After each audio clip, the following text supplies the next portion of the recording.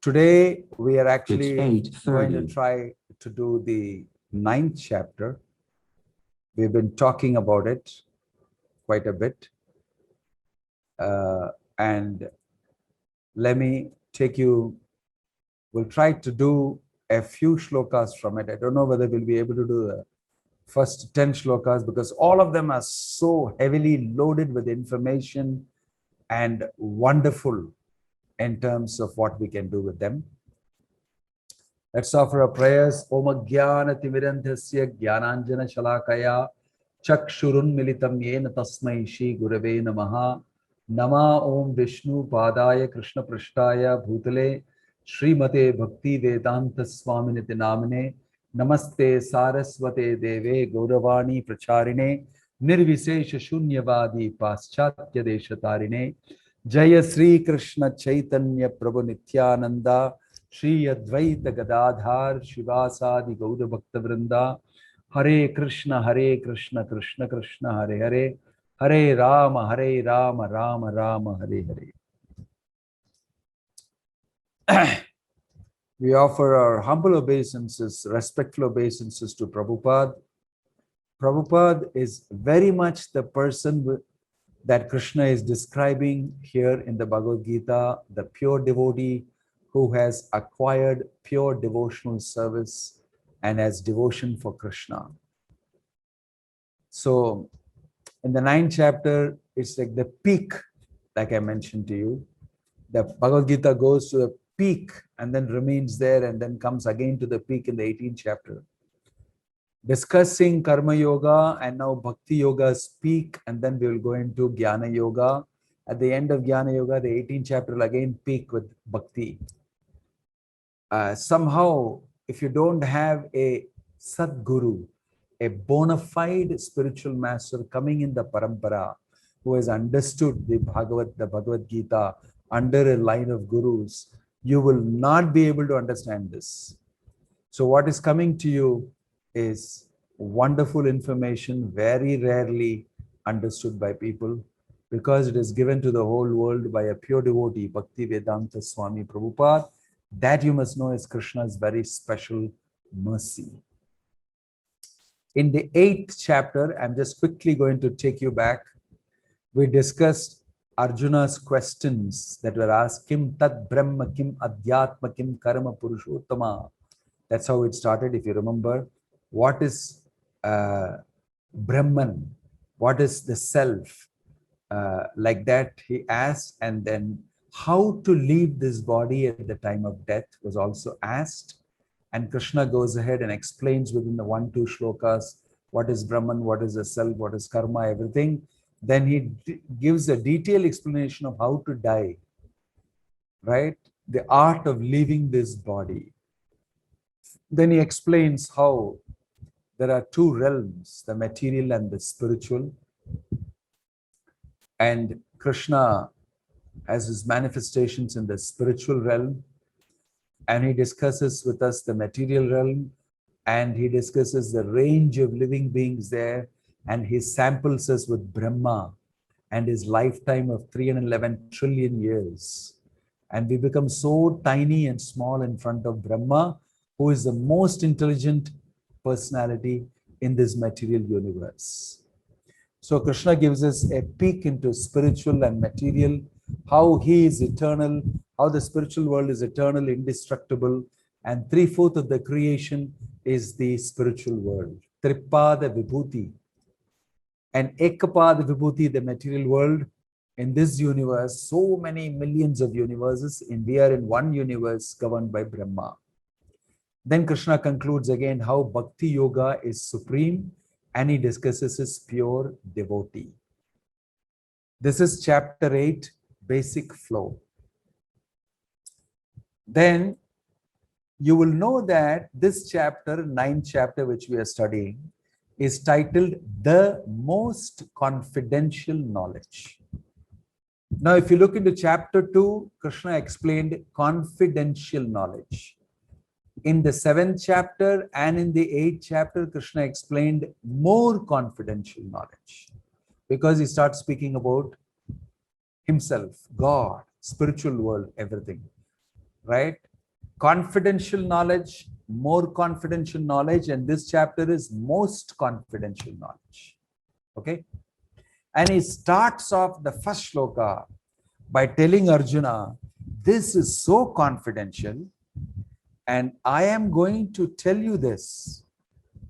Why, what is the quality and the qualification required for a person to understand this?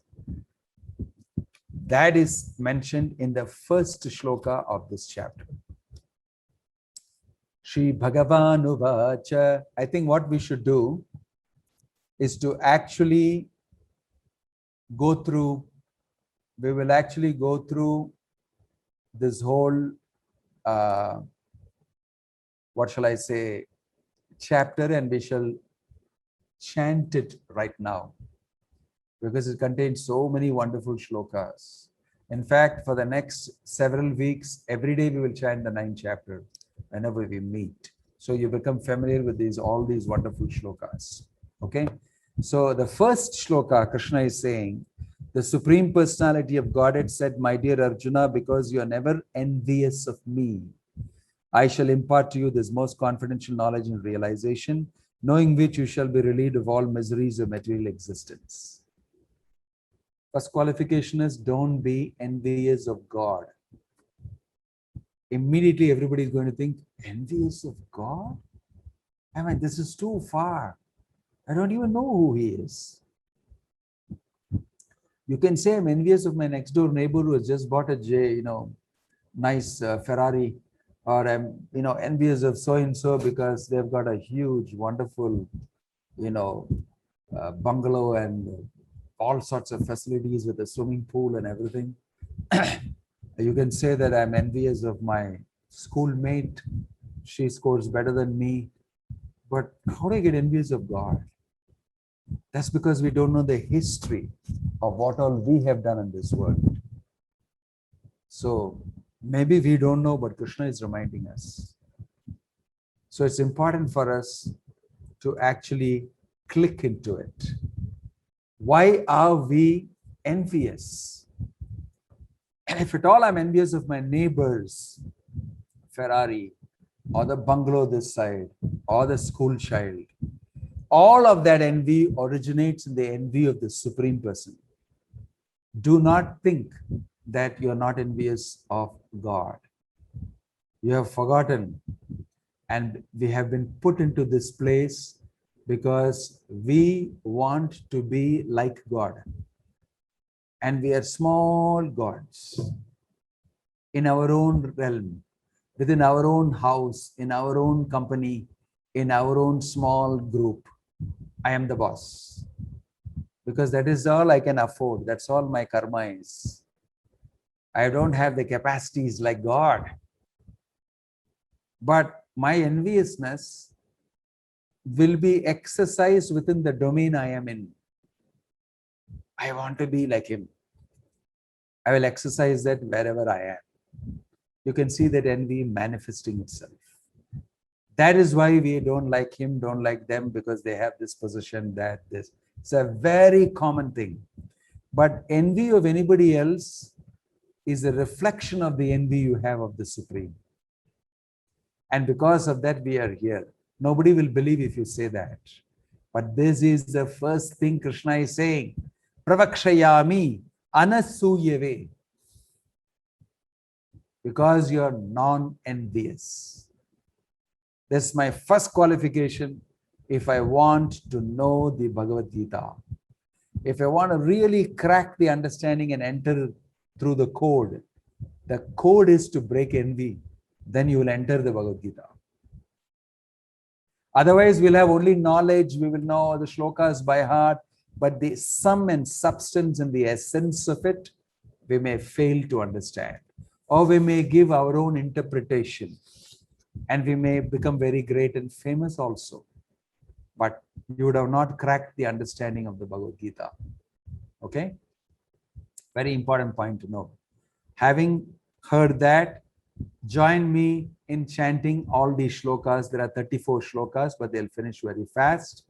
And we will try to step inside a little bit and analyze a few of the shlokas, if not all the 10 that we are supposed to. Okay, so join me. All of you have the Bhagavad Gita in front of you. Open at chapter 9. And I'm going through shloka after shloka. We're going to chant the Sanskrit portion of it. And then I'm going to leave you to read the English translations, if you have not done it already. And please do come after you have read at least the translations and the purports to quite some extent. Otherwise, I can tell you that it'll all be slowly sounding Greek and Latin to you. Okay? You have to put some effort from your side also. So I'm presuming that you've read the translation. So we'll read the shlokas now. Please join me. Shri Bhagavanuvacha idam tute guhyatamam pravakshyami anasuyave jnanam vijnana sahitam yajñātvā mokṣayate ashubhat. Have you got it? Has everybody opened it? Yes, Maharaj. If you want, I can start all over again from first shloka onwards. Okay? Chapter 9, Bhagavad Gita as it is, text 1.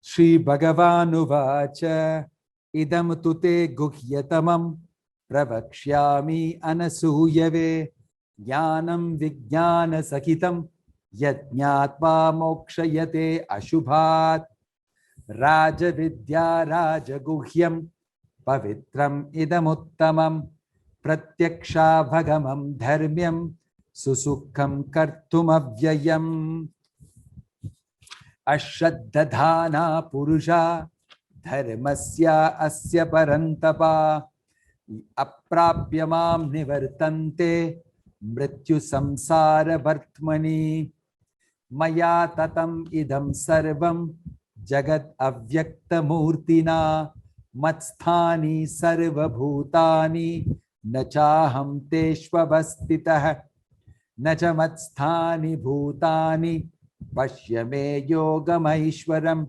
bhuta brinna cha bhutasto mamatma bhuta bhavana yathākāśo sthito nityam vāyuh sarvatra go mahan tata sarvani bhutani matstani ti upadharaya sarva bhutani kaunteya prakritim yanti mamikam kalpakshaye punastani kalpadau visrajamyaham prakritim swam avashtabhya visrajami punah punah bhutagramam idam kritsnam avasham prakriter vashat najamam tani karmani nibatnanti dhananjaya udasina vadasinam asaktam teshu karmasu mayadhyakshena prakritihi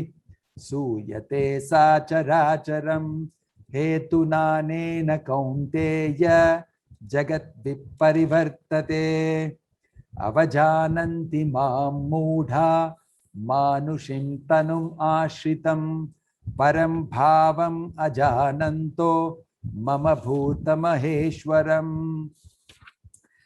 moghasha mogha karmano mogha jnana vichetasah rakshashim asurim chaiva prakritim mohinim shritah mahatmanastu maham partha daivim prakritimashritah bhajanti ananya manaso yatva bhutadhimavyayam satatam kirtayanto mam yatantascha dridavratah namasyantascha mam bhaktya nityayukta upasate jnana yajnena chapyanye yajanto mam upasate ekatvena pratatvena bahuda vishvato mukham aham kratur aham yajnah swadaham aham aushadam mantroham aham evadyam aham agnir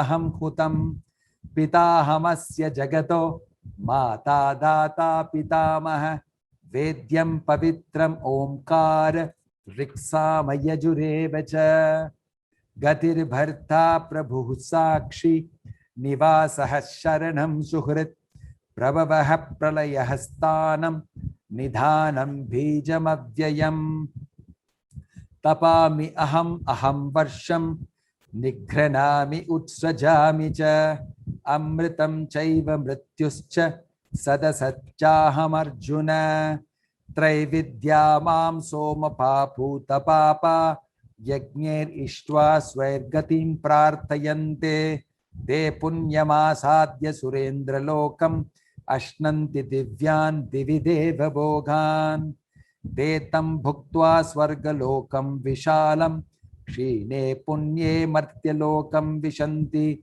Evam trayi dharma manu prapanna Gata gatam kama kama labhante Ananyas chintayanto mam Ye janaha paryupasate Tesham nityabhiyuktanam Yogakshemam vahamyaham Yapyanya devata bhakta yajante shraddhayanvitah te yapi mameva kaunteya yajanti avidhi purvakam aham hi sarva yajnanam bhokta cha prabhureva cha natu mam abhijananti tatvena tasya bandite yanti deva vrita devan pitrin yanti pitra vritah Bhutani yanti bhutejya yanti matyajinopi mam patram pushpam phalam toyam yo me bhaktya prayachati tadaham bhakti upahritam ashnami prayatatmanah yat karosi yadashtasi yajjuhosi dadasi yat tapasyasi kaunteya tat kurushva madharpanam Shubha Shubha Phalairevam Mokshyase Karma Bandhanaihi Sanyasa Yoga Yuktatma Vimukto Mam Upaishyasi Samoham Sarva Bhuteshu Name Dveshosti Na Priyah Ye Bhajanti Tumam Bhaktya Mayi Te Teshu Chapyaham Api Chet Suduracharo Bhajate Mam Ananya Bhak Sadhureva samantavyah samyak vyavasito hi sah kshipram bhavati dharmatma shashvachanti nigacchati kaunteya prati janihi name bhakta pranashyati mam hi partavya bhashitya yepi shupapayonayah striyo vaishyas tatha shudras te yapi yanti param gatim Kim punar brahmanaha punya bhakta rajarshayastata anityama sukham lokam imam prapya pachasvamam manmana bhava madbhakto madhyaji mam namaskuru mam evaishyasi yuktvaivam atmanam matparayanah. Hare Krishna. Thank you for being through the whole chanting. This is such a beautiful, wonderful chapter, full of amazing shlokas. So I thought you would benefit by chanting this, because anyway, if you chant, you please Krishna very much, right? So coming back to our topic on envy. I think we discussed a little bit about it, and we definitely need to know a lot more. But let's think about it a little bit. Why Krishna is saying this? He's actually saying that if you are envious, somehow this knowledge will elude you, will not be able to be assimilated by you. And I explained to you briefly, somehow or the other, every conditioned spirit soul is afflicted by envy. And in the 18th chapter, Krishna will also say, don't speak this information to those who are envious. But somebody would ask the question, but everybody you said in this world is envious in one way or the other, which means that nobody will understand the Bhagavad Gita. Well, the devotees of the Lord, they are sometimes more merciful than the Lord. And they actually take a great risk and go to dangerous places where people don't want God. And by their association, they become devotees. They lose their envious mentality. And that is an amazing aspect of bhakti. Krishna is empowering the pure devotee. Through him, he is acting. Through him, he is acting. So when we meet a pure personality, a pure devotee, our envy actually melts away and love of God comes spurting out in our heart. So it's very important for us to know this qualification. We will speak more about it as we move ahead. And Prabhupada is giving a wonderful purport to that first shloka as to what exactly Anasuyave means. If you go to the last paragraph of the first purport, you will see the Sanskrit word Anasuyave in this verse is also very significant. Generally, the commentators, even if they are highly scholarly, are all envious of Krishna, the Supreme Personality of Godhead. Even the most erudite scholars write on Bhagavad Gita very inaccurately. Because they are envious of Krishna, their commentaries are useless. The commentaries given by devotees of the Lord are bona fide. No one can explain Bhagavad Gita or give perfect knowledge of Krishna if he is envious.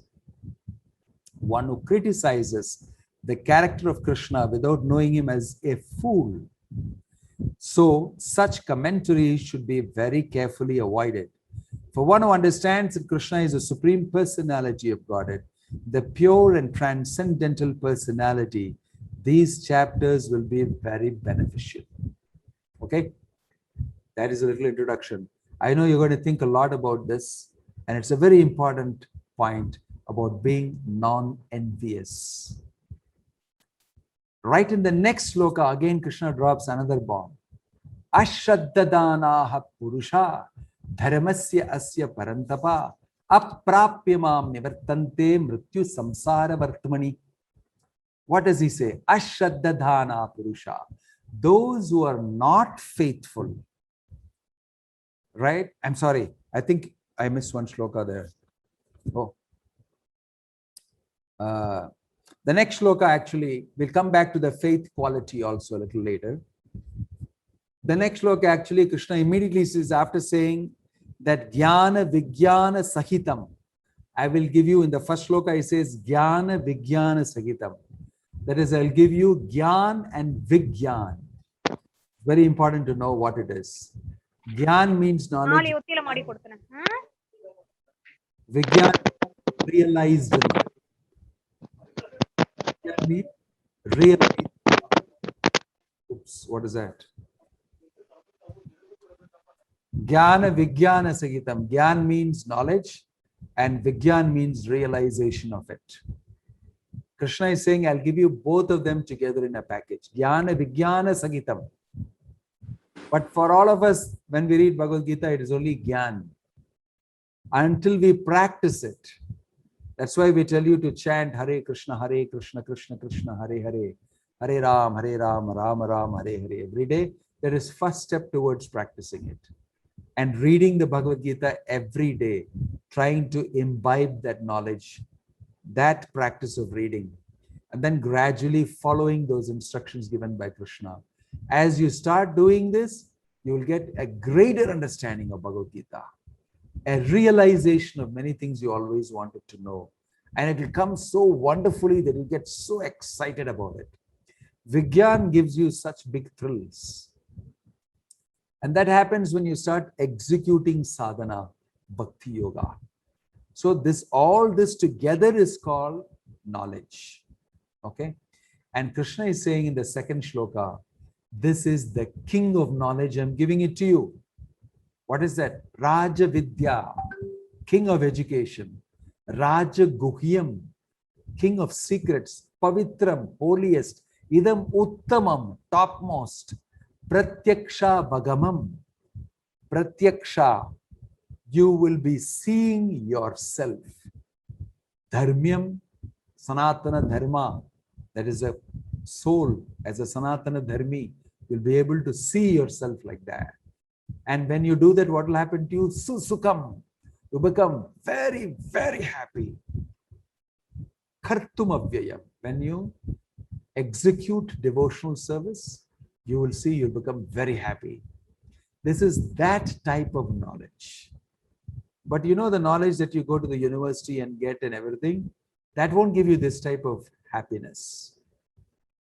It's not going to give you this type of happiness because it is not something permanent. It's not about the reality.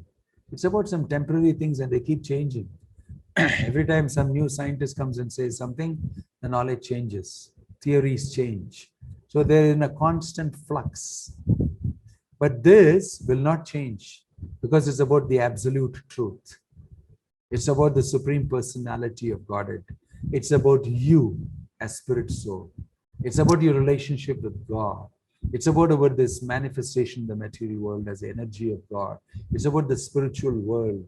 It's about your eternal existence in the spiritual world, which you are away from now. All these are realities, absolute truths. That knowledge is called Raja Vidya, king of knowledge.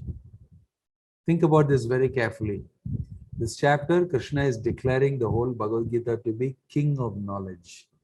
Any type of knowledge you may have in this world, how to shoot rockets into space, how to make money on the internet, how to do business in this way, how this works, how the planetary systems, how they work.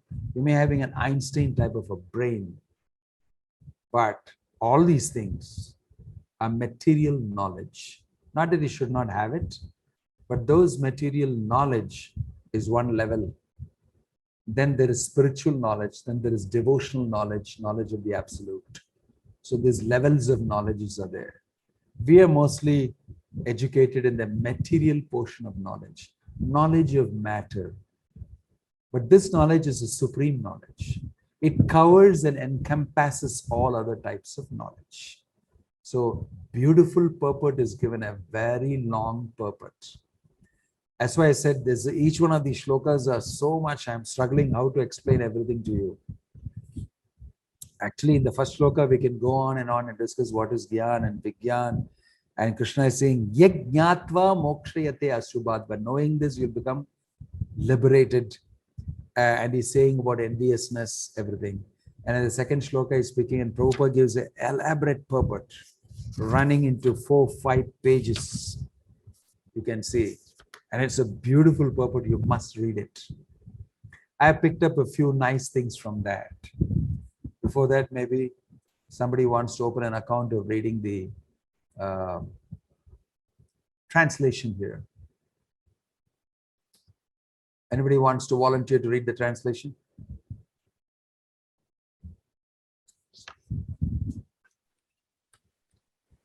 Hare Krishna. Maharaj, Yeah, Maharaj, second verse, right? Yeah, shlokas 2. 2. Okay, 9.2. Hare Krishna. Translation. This knowledge is the king of education, the most secret of all secrets. It is the purest knowledge, and because it gives direct perception of the self by realization. It is the perfection of religion. It is everlasting, and it is joyfully performed. Hare Krishna Maharaj. Okay, thank you. Hare Krishna Maharaj, you are showing some slides, Maharaj, because I am seeing only white screen, Maharaj. Are you seeing only white screen? Yes, Maharaj. That must be because the relay is taking a longer time. Something wrong with the internet. 1 second.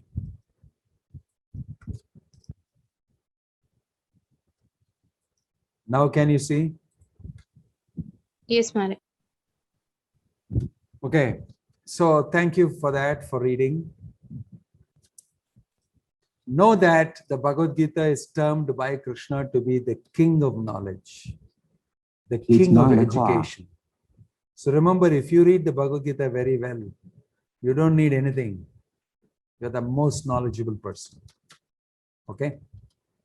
I've taken out some important things from here. Here, Prabhupada is saying confidential or transcendental knowledge involves understanding the difference between the soul and the body. All the second chapter, we spent a lot of time understanding. Part of knowing transcendental knowledge means transcending means going beyond matter. Beyond matter, if you want to go, you have to go beyond this body, get your real identity. You are spirit soul within this body, but you are actually of a nature beyond matter. So it's transcendental knowledge. That's one characteristic of Raja Vidya. Number two, the soul is eternally active, and its activities in the spiritual kingdom are the most confidential part of spiritual knowledge. Note this, soul is always active. Right now it is active in the imprisoned state, imprisoned inside this body, in the matter, in the world of matter. And it can get liberated from this condition. And when the soul is placed in the spiritual kingdom, just like your material kingdom here, there is spiritual kingdom. And that activity is the most confidential part of spiritual knowledge, because that has got to do with your activity along with Krishna in association and relationship with Krishna in the spiritual world. So Prabhupada is saying the soul is eternally active, which means there's nothing called death for you. After death, you will, when you die, you will see only your body is dead. The soul will continue to be active. You can see your body dead, and you can see that I'm going into another body. And then as soon as that body takes over you, you'll forget that I'm spirit soul. All this is mentioned. Number three, these activities of the spirit soul are therefore indicated here as constituting the king of all knowledge, the most confidential part of all knowledge. Now, what is that? Activities of the spiritual soul, that in the spiritual realm. That's the interesting part of this information. Before going to that, in the purport, Prabhupada explains an extract from the Padma Purana. Why you are not able to understand? Because you are envious. Why did you become envious? You became envious because of committing material activities that are entangling and sinful. And that gradually, by fruitive activities, sinful activities, and fruit and sin and fruit and sin, the more you go down, plummeting down, the more envious you would become. Right? So the engagement in fruitive activities leads to entanglement of sinful reactions. It happens very smoothly, slowly. You can't catch it. Over a long period of time, it has happened. Right? And invariably, when you stay in this world, you will commit sin. You will be involved in collective sin, or you involved in group sin, or you involved specifically in you personally committing a sinful activity, sometimes knowingly, sometimes unknowingly. But you can't avoid it. So it is mentioned that the sinful activity slowly fructifies itself. Sometimes it will take 1-2 janmas also. How? The seed of a particular tree is sown, then you will see a small sprout coming out, 2 leaves after so many weeks. And then gradually it will grow and grow and grow into a big tree. And from the tree, you will see flowers, fruits, everything that you can enjoy. And all of them came from the seed of the tree.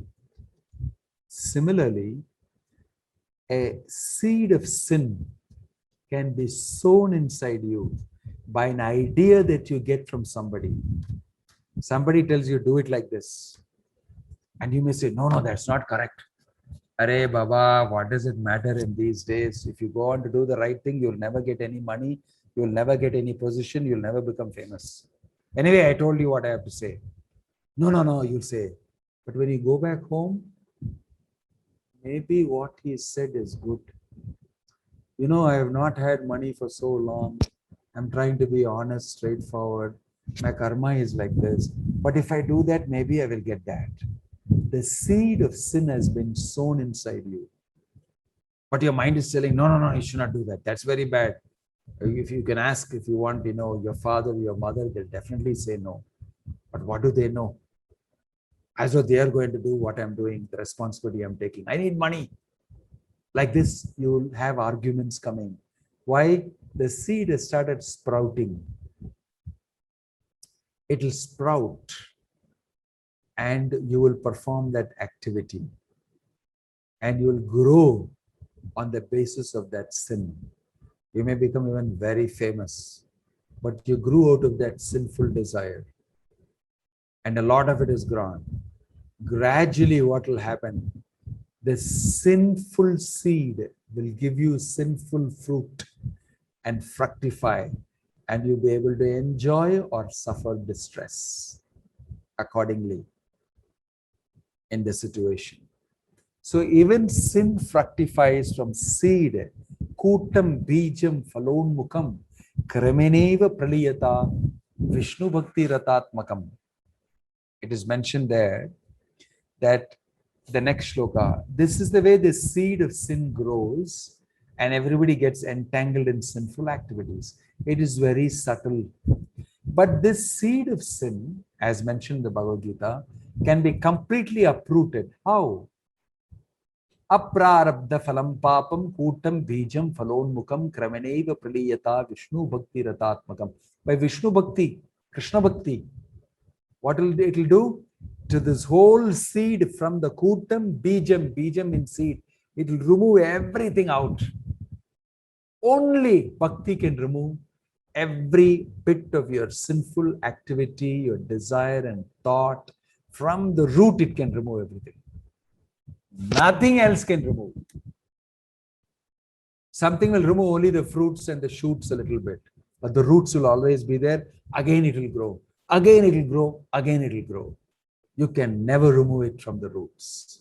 By any other process of yoga, karma, jnana, only through the process of bhakti, from the root it will be removed forever. It will not come back. Otherwise, everybody in this world will somehow or the other has a sinful inclination. Because of that sinful inclination, he is not able to get the real mercy of the Lord. In the 7th chapter, 28 shloka, I think you remember, you read that. What is that? Unless a person's previous sinful activities have fully been eradicated, he will not be able to become successful in accepting. Yesham tu antagatam papam jananam punyakarmanam te dvandva moha nirmukta bhajate mam dridavrata. Who are the people who become very determined in bhakti yoga? They are the ones who have completely removed everything from their heart, sinful desire, by tivrena bhakti yogena, by fiery devotional service they have practiced. See, this is the translation. Persons who have acted piously in previous lives and in this life, and whose sinful actions are completely eradicated, are freed from the dualities of delusion, and they engage themselves in my service with determination. So sometimes people think that, why I'm not getting this immediately? It's all these sinful things in the heart accumulated for so long, stopping you. And it takes a long time sometimes to clean you. Kutam Bijam. And the more you chant Hare Krishna, you read, you associate devotees, you can actually see it opening up, lights opening up very gradually. Some people are very heavily loaded with sin. Some people are lightly loaded. Some people are medium load. So different people take different amount of time to clear themselves. So Prabhupada is explaining that our understanding of Bhagavad Gita, Rajavidya, Rajaguhyam, Pavitram Idam Uttamam, can become very easy if we have good karma in the past. Te dvandvamoha nirmukta bhajante mam dridavratha. Pious activities, punya, here does not only mean doing good karma. If you do good karma and you're in a good position, normally you'll become very involved in sense gratification because you have good facility. But it also means that if a person is in a good position materially, it means he doesn't have to worry about material life. He can immediately get into spiritual life. Because many times, because we don't have our material facilities proper, it disturbs our spiritual life sometimes. But if you've been pious and you've got very good karma from the past, your material life is good, then you can easily take up spiritual life. That is if you're interested. That is if you're purified. Right? So that is also mentioned. So just think about these two things. About sinful activities. So this is a translation here. The one below the shloka. If I will ask Parvati Raja to read it. Parvati Raj, can you read this translation below the shloka?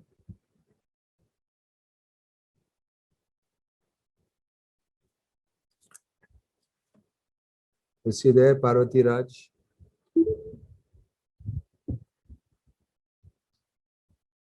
Okay. Can somebody else read? Krishna's Dr. Gandhi. Hare Would you like to Krishna, read? Maharaj. Pranams, Yeah, Maharaj. yes, please read.